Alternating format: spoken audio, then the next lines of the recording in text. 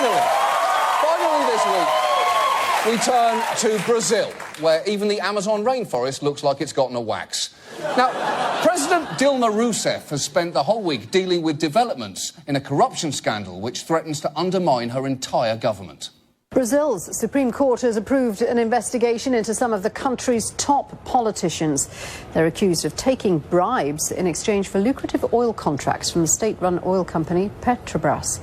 Now, when they say taking bribes, this isn't your standard $5,000 in an envelope left under a bench. Because Brazil's largest construction and engineering firms allegedly paid at least $800 million in bribes and other funds to secure contracts. $800 million!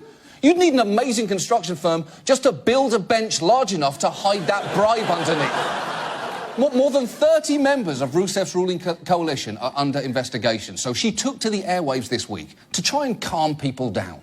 Você tem todo o direito de se... You have every right to get irritated and be worried, but I ask for patience and understanding because this situation is transitory. Is it? How is it transitory? Because unless you're about to flash the entire country with one of those memory-erasing sticks from Men in Black, I don't think people are going to forget about this. In fact, Brazilians weren't even listening to her speech for a pretty loud reason. Her critics had organized a kind of pot-banging protest, and I was in Sao Paulo, leaned out the window. It sounded like a football game. People were banging their pots, honking their horns. Fora!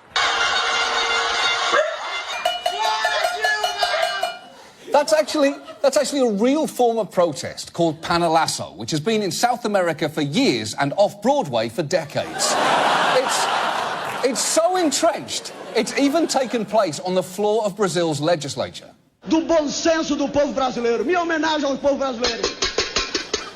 Now, I love everything about that, but the best detail there is the sign language interpreter. Even he is banging invisible pots in disgust. And if you think that Brazilians are overreacting to this story, there is one more thing you should know about Rousseff's involvement in this scandal. President Rousseff chaired the board of Petrobras for 7 years when much of the corruption is believed to have taken place.